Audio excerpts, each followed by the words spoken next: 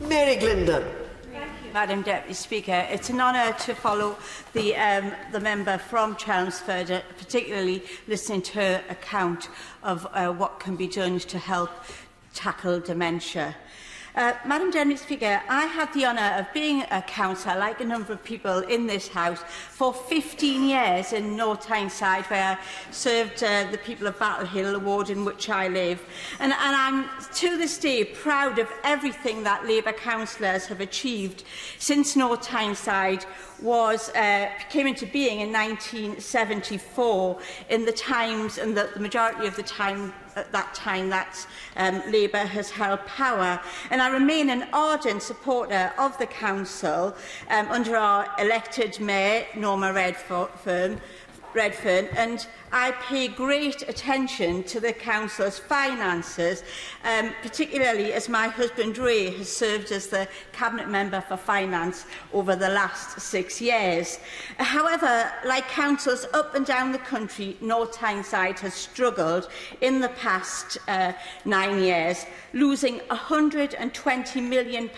due to government cuts. And this year has taken a £3.5 million cut, with over £27 million cuts due to come over the next 4 years. And because of these cuts, North Tyneside's Cabinet has been put in a very difficult position with regard to preparing a balanced budget, and while bringing together the impact of reduced funding over successive years, as well as the additional unfunded burdens and demand-led pressures the Council has had to face. And a major problem has been the government's assumption that councils will make the suggested government increase in council tax, because this increase is then taken into account in the assessment made of the council's baseline funding needs. And while the government sees bringing forward these council tax raising powers in a settlement as a way of recognising the calls for the urgent need to help councils tackle some of the immediate social care pressures they face, in practice this simply shifts the burden of tackling a national crisis onto councils and ultimately their residents.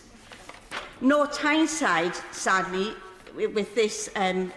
burden placed upon it, has with great reluctance had to increase council tax in this year's budget by the 2.99%.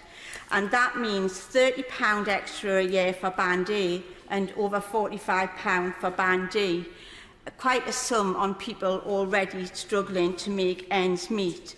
But despite the rise in council tax, North Tyneside Labour Council continues to face the challenge of maximising the use of available resources to ensure the borough continues to grow through investment, and also that essential services like social care do continue to be delivered.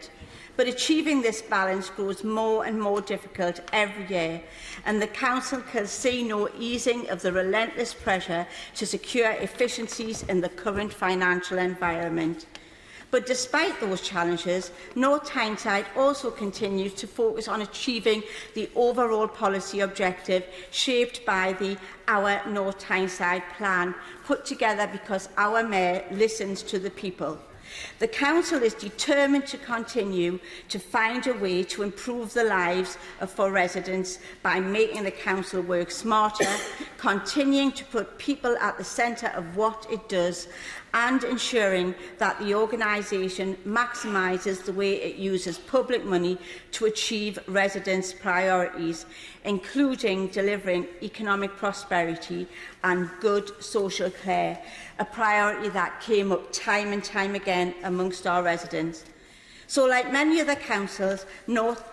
Tyneside can boast of great staff who are dedicated and work under extreme pressure, and I'm grateful for all they do to help North Tyneside survive in the face of such stringent government cuts. And I would ask the Minister, when will the Government realise that councils across the country have reached breaking point? When will the government look to restore funding to a level that enables our hard-working councillors and council staff to deliver the best possible services to not just the people of North Tyneside, but to the whole country that people can expect and do deserve?